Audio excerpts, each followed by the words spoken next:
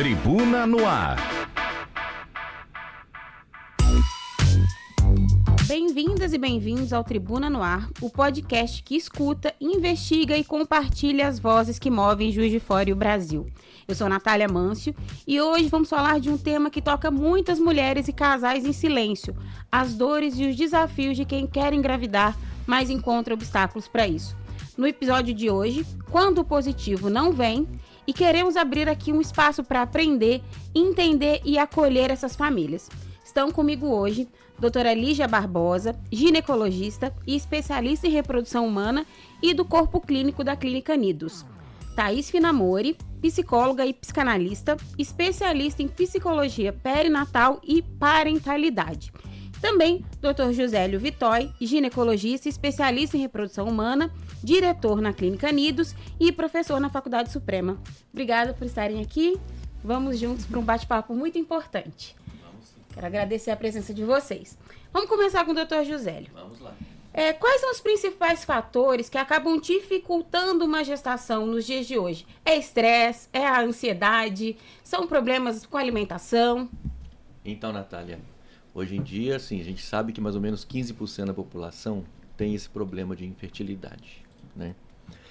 E, assim, hoje em dia tem um fator masculino que é muito importante, né? Que antigamente as pessoas achavam que o problema era só da mulher, né? Isso. E a gente tem visto que 50% é homem, né? É meio a meio.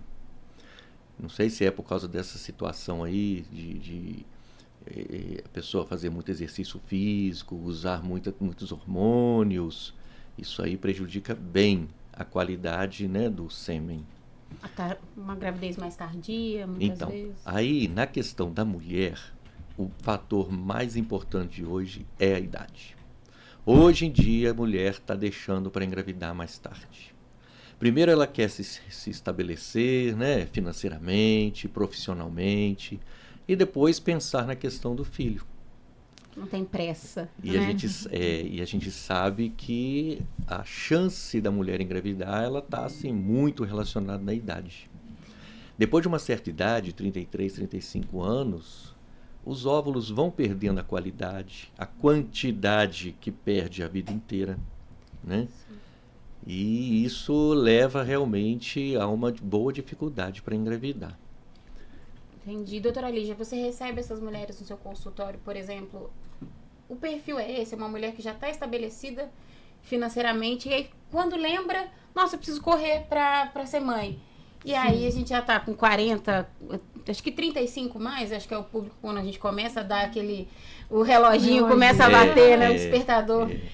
Sim, acho que esse é um público, acho hoje, mais importante pra gente de infertilidade, a questão da idade, porque como o Dr. José falou, a gente vai perdendo quantidade e qualidade de óvulos. Eu acho que as pacientes ainda não entendem muito sobre isso, né, sobre que a nossa fertilidade ela é limitada, então a gente acaba tendo a paciente chegando num certo momento da vida, 38, 39 anos, nossa, eu não sabia, né, que a minha fertilidade era limitada, que eu teria dificuldade para engravidar, então a gente vê bastante esse perfil mesmo. E o interessante é que hoje em dia eles falam, mas a medicina está muito adiantada. Só fazer Depois disso, não, isso aí depois a gente vê com a medicina, hoje em dia podemos tudo.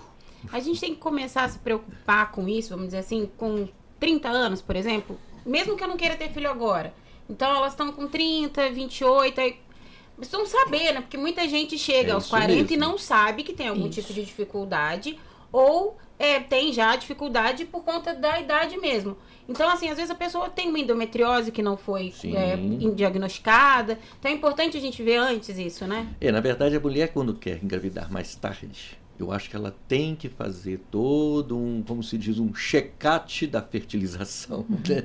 Vamos ver, um check-up para poder verificar como é que está o estado dela. Porque de repente ela tem algumas dores menstruais, ela tem algumas cólicas mais intensas, mas que ela não pensa numa endometriose que ela às vezes pode ter. E será que se essa mulher fizer um diagnóstico precoce de endometriose, será que ela vai pensar mesmo em ter filho mais para frente? Ela sabendo que tem alguma coisa que talvez possa dificultar a gravidez?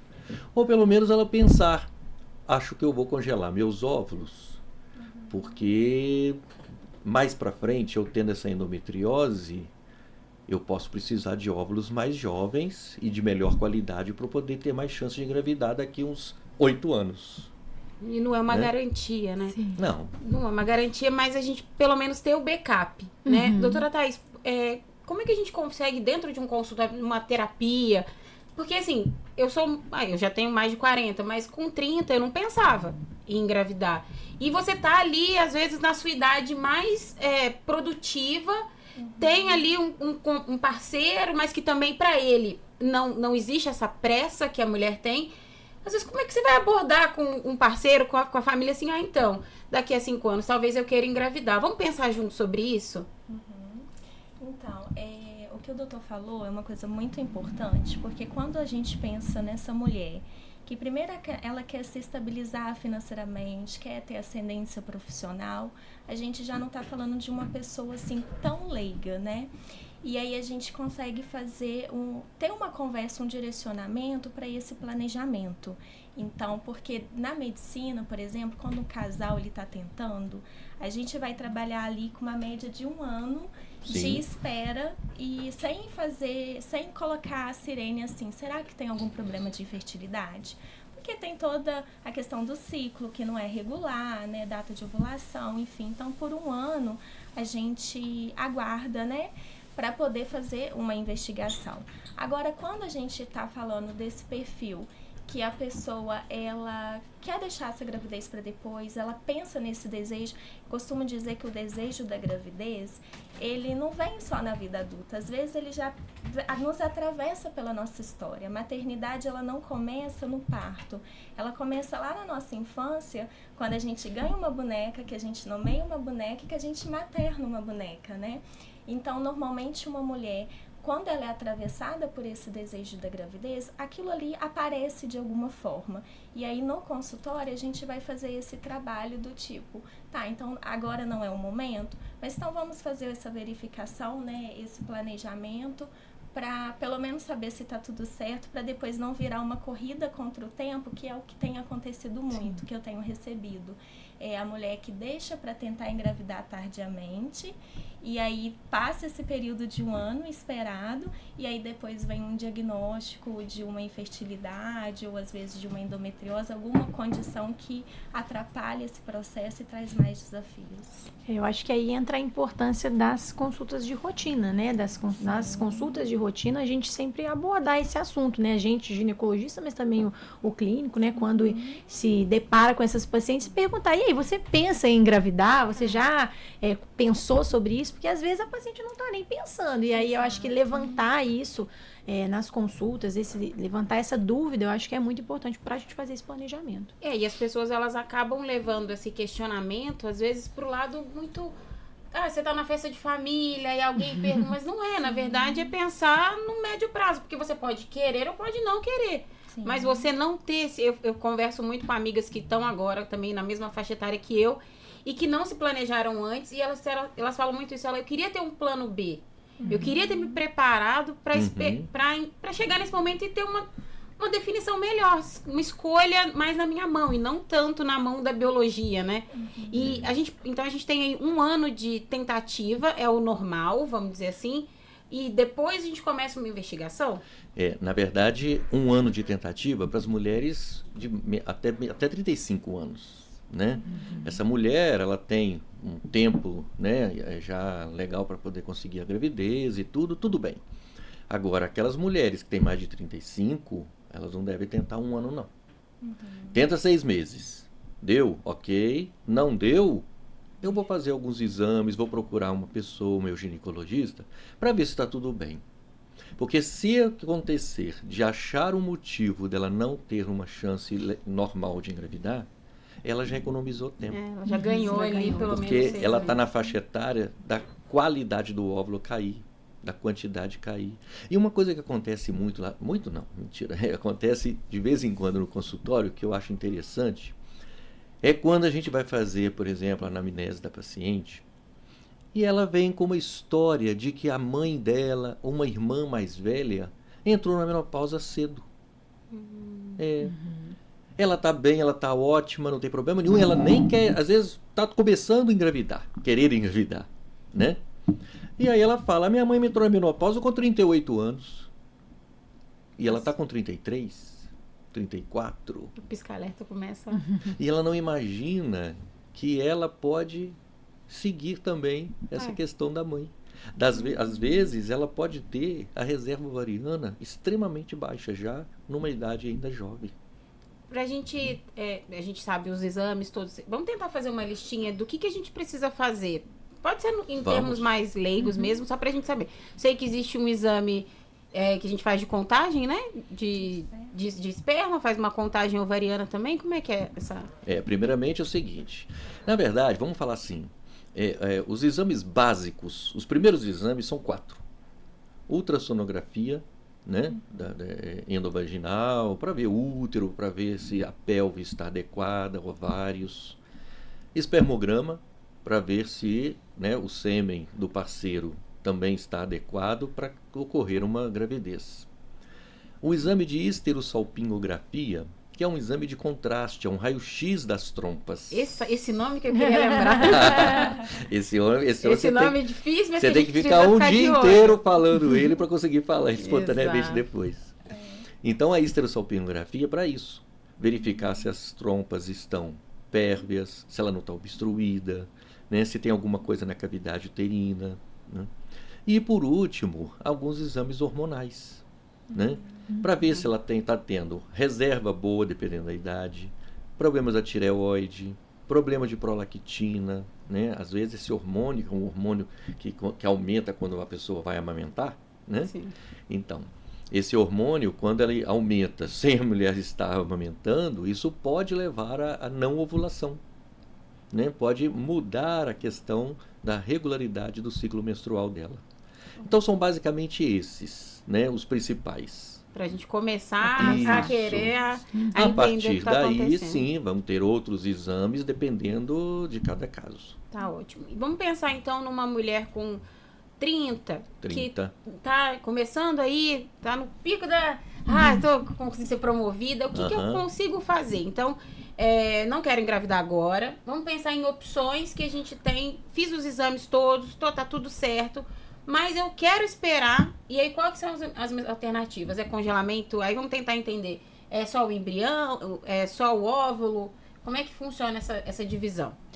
Então, a gente, né, principalmente pensando em opções, acho que seria conversar com a paciente para saber quando que ela pretende ter esse filho, né? Se isso não for nos próximos anos, e também quantos filhos ela quer ter, né? Se ela quer ter um filho, se ela quer ter 2, porque isso também depende, né? Vai mudar. E aí a gente pode fazer tanto o congelamento dos gametas, então, do óvulo e do espermatozoide, mas a gente também pode fazer o congelamento do embrião. Isso aí vai depender muito do se a paciente, né, já tem um parceiro e deseja, né? Se eles desejam congelar já o embrião, ou se eles podem, por exemplo, optar por congelar óvulo, sêmen e o embrião, vamos colocar assim, dividir essas chances, né? Porque a gente não sabe o futuro, ela pode trocar de parceiro, e aí se tiver congelado também todos os embriões, fica mais complicado. Então, é uma conversa com a paciente, mas na maioria das vezes as pacientes acabam optando pelo congelamento de óvulos. Em alguns casos mais específicos, às vezes assim, já aconteceu um caso, o casal, eles têm já tem plano de ter filhos, 2 vão mudar, vão para fora do Brasil fazer um curso. E aí querem ficar um tempo lá, e aí já querem congelar o embrião, porque a gente sabe que o embrião, ele tem, como ele tem mais células, ele tem uma maior capacidade, assim, de sucesso, vamos dizer assim, no descongelamento. Então, é uma possibilidade para esses casais que já têm essa certeza, mas vale entender, né, a história dessa família para a gente poder planejar. Então, e sentar, se você tem parceiro agora, sentar os 3, né, o médico, o parceiro e a esposa, para entender ali qual que é o melhor caminho. Isso. Mas o homem, quando ele não tem problema, vamos dizer assim, né, ele não tem também muita questão da idade. A questão da idade do homem vem mais para frente. Tá. Né? Depois de 50, então, assim, vamos dizer mas assim. Por aí, 45 para 50 e tal. Mas, poxa vida e natureza. Poxa, mas olha só, eu sempre falo com ela, olha, esse negócio de congelar embrião, cuidado, porque o embrião não é seu. É nosso, dos dois, né? É dos dois. É dos dois. E o futuro, como se diz, a Deus pertence. A Deus pertence. Que seja eterno enquanto dure, né? Então, você imaginar que, por exemplo, ela separa do parceiro e depois ela vai convencer o parceiro de engravidar do filho dele, que já não está com ela mais? Nossa. Ela não consegue. Não, eu vi um caso esses dias de um parceiro que já tinha falecido e a mãe conseguiu fazer. Sim. Aí tudo bem, uma Tudo bem. situação Uma mais... situação Não tem, mais- não tem mas problema. um casal separado, Pois né? é. Então, assim, quer congelar? Tá. Congela os óvulos. Né? Deixa eles lá guardadinhos e tudo. Futuramente vai lá, se precisar, colhe o sêmen do parceiro, faz a fecundação, descongela aquele óvulo, faz a fecundação, coloca o embrião. É mais seguro. É mais seguro, É. né? É. Então vamos ficar atentos também. Conversas complicadas, vamos dizer assim, necessárias. E vamos pensar aí, deu tudo certo, cheguei com 40, vou começar a tentar engravidar. A gente tem visto, principalmente essa semana na internet, casos de perda gestacional. Que aí é mais uma camada de preocupação para essa mulher que quer engravidar e não consegue, ou tem perdas constantes. Essas perdas, elas são mais comuns no início da vida reprodutiva? Uma mulher 40 a mais tem mais chance de ter perda? Como é que funciona essa conta? Olha só, como a gente falou, né, depois de uma certa idade, a mulher vai perdendo a qualidade dos óvulos. E essa qualidade dos óvulos está também, principalmente, na questão dos cromossomos.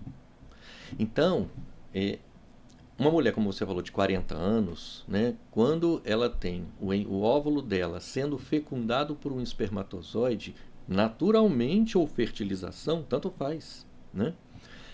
Primeiro que a chance dela ter um embrião, aquele óvulo virar embrião, pode ser menor. Então ela tem uma menor taxa de fecundação, menor taxa de gravidez.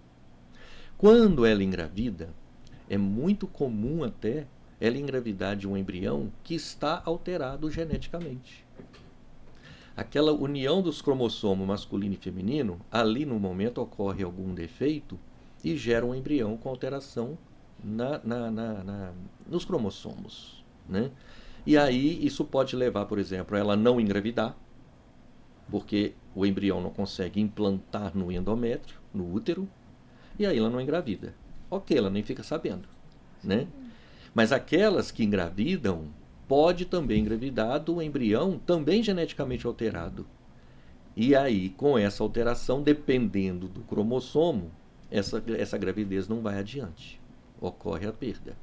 É muito comum mulheres, depois de uma idade, ter perda gestacional por causa de alteração genética no embrião, né? Além de falar também a questão que aumenta a chance de filho com síndrome, que também é um defeito cromossômico, mas que não ocorre a perda, a criança nasce, né? Então você tem síndrome de Down, síndrome de Turner, síndrome de Klinefelter, síndrome de Edwards, e tem vários tipos de síndromes. E além dessa questão, né, da perda inicial, né, no caso do abortamento, as pacientes também, né, acima de 40 anos, a gente tem um aumento dos riscos obstétricos, né? Então, de diabetes gestacional, de pré-eclâmpsia, que levam a perdas gestacionais. Então, a gente tem esses dois pontos, né, que colocam a gravidez como uma gravidez de risco. Geralmente acima de 40 a gente já estabelece que é gravidez de risco, mesmo para um cuidado a mais, né? Agora, uma coisa, Natália, é que essas mulheres, por exemplo, quando vão fazer a fertilização in vitro, existe possibilidade de fazer a pesquisa do embrião. Antes de colocar no útero dela, se aquele embrião tem os cromossomos normais ou se tem algum cromossomo alterado. Entendi. Essa não é uma seleção, mas você consegue fazer uma... Consegue fazer uma uma seleção seleção. mesmo. Uma pesquisa. Cada embrião tem as células que retira e vai para análise e para ver se as células desses embriões têm alterações, né? É uma segurança a mais. Aquele embrião que não tem alteração, tá tudo normal, tudo bonitinho, esse então a gente escolhe para colocar no útero. E doutora Thaís, como é que a gente cuida dessa mulher que está com esses riscos de pode não manter a gestação, aquela pressão de mas eu quero filho, eu quero agora, como é que eu faço? Sou tão bem sucedida em tudo, agora o que é isso, né? A vida quer o que quer, né? O nosso coração manda na hora. Então a gente tem essa pressa de, eu acordei agora, o reloginho tocou, falei, então, queria engravidar esse ano, até acabar. E é muita pressão, né? Sim. A gente percebe um impacto muito grande nas mulheres. tanto no contexto da infertilidade, da perda gestacional. Por exemplo, quando somos adolescentes, né, que a gente já tem vida sexual ativa, é muito comum a gente escutar dos nossos pais, cuidado para não engravidar. E a gente introjeta essa informação como se gravidez fosse algo muito fácil. Sim. E aí o casal, quando ele começa a tentar, né, e passa aí às vezes por esse 1 ano, ele se depara com real, que é um primeiro rompimento com essa ideia de engravidar não é tão fácil assim. E aí, quando vem o diagnóstico da infertilidade, esse casal ele é lançado por um luto, porque o luto não necessariamente é só a perda de um ente querido, né? O luto, ele vem por algo que a gente perde que é muito significativo pra gente. Então, ali abre um sofrimento para aquele casal. E falando da perda gestacional, eu costumo dizer que, falando um pouco mais específico da mulher, que é normalmente que eu recebo mais no consultório, ela sofre 2 vezes, porque é um sofrimento silencioso. A nossa sociedade não valida o sofrimento da perda gestacional, tal como valida uma mãe que perde um filho na adolescência ou na vida adulta. Então, essa mãe, quando ela está lá, às vezes, né, acontece de descobrir o óbito fetal, às vezes no exame, que ela vai para um exame de rotina e, de repente, ela se surpreende com uma notícia. E ela é lançada, né, naquele sofrimento, porque, como eu falei, uma mulher grávida, ela já é mãe, né? A maternidade, ela não vem após o parto. A maternidade, ela vem desde lá de trás, né, atravessando pela história daquela pessoa. E aí eu costumo dizer assim, quando a gente tem um sofrimento muito intenso, que são essas notícias que a gente recebe dos médicos, né? No primeiro momento, às vezes a gente não tem recurso interno ali para codificar muito bem. E a gente tende a se isolar. Até para conseguir aquela famosa ficha caiu. Então, às vezes, essa mulher, ela se isola no primeiro momento para conseguir dar conta daquela informação, mas chega no momento que ela está preparada para falar. E a gente sabe que a cura vem por meio da fala. E aí, quando ela fala, a gente percebe uma sociedade que não faz o acolhimento devido. E aí se escuta frases do tipo, mas vocês são jovens, daqui a pouco vocês tentam de novo. Tava no início. Tava no início, você vai esquecer. E não conseguem introjetar que é um filho que foi perdido, né? Toda aquela história que até chegar aquela gestação e até o momento, né? Eu escutei uma mãe falando esses dias que quando ela perdeu, ela sofreu 2 vezes porque primeiro ela teve que entender, ela com o marido, e para as pessoas que ela já tinha contado, quando as pessoas iam perguntar, ela tinha que consolar as pessoas. Porque as pessoas ficavam, e ela, não, mas tá tudo bem, eu tô bem. Ela tinha ainda que cuidar do outro, né? Porque é isso, a mulher cuida até quando ela precisaria ser cuidada, né? Exato. E eu acho que informação, por isso que é importante a gente ter um espaço como esse hoje. A gente teve esses dias mesmo 2 mulheres muito famosas que acabaram perdendo já com 30, 32 semanas. E muitas mulheres no Instagram, ali nas redes sociais, que conheciam ou não, ou que estavam passando por um momento parecido, acolhendo essas mães. E eu acho que é isso, informação vai fazer com que a gente consiga introjetar melhor, entender melhor, até entre as amigas, falar, olha, eu fiz um exame, você não quer fazer também? Vamos tentar entender, sem essa pressão, né? Eu acho que seria o mais importante, assim, a gente tentar conscientizar e ser um assunto que para deixar um pouco mais leve também, porque eu acho que é um assunto ainda muito pesado, né, assim, que quem tá tentando engravidar nunca conta que tá tentando engravidar, como se não conseguir engravidar fosse sinônimo de fracasso, de algo, né, ruim. E as mulheres se culpam, elas né? se Muitas culpam, das vezes, exatamente. Quando constata, né, a perda gestacional, vem o sofrimento da perda, mas às vezes um sofrimento também de culpa, de eu não fui capaz de levar a gestação até o final, o que tem de errado comigo? Então, vem esse sofrimento pela cobrança também. E, no geral, tem o que fazer. Então, a gente sabe que endometriose a gente consegue, por exemplo, fazer uma cirurgia para tratar. Sim. A gente tem o congelamento. Talvez falar para essa mãe, essa futura mãe, né? Calma que tá tudo bem. A gente tem ainda muitas alternativas até um não definitivo. Não, na verdade, a perda gestacional ela tem que ser pesquisada, né?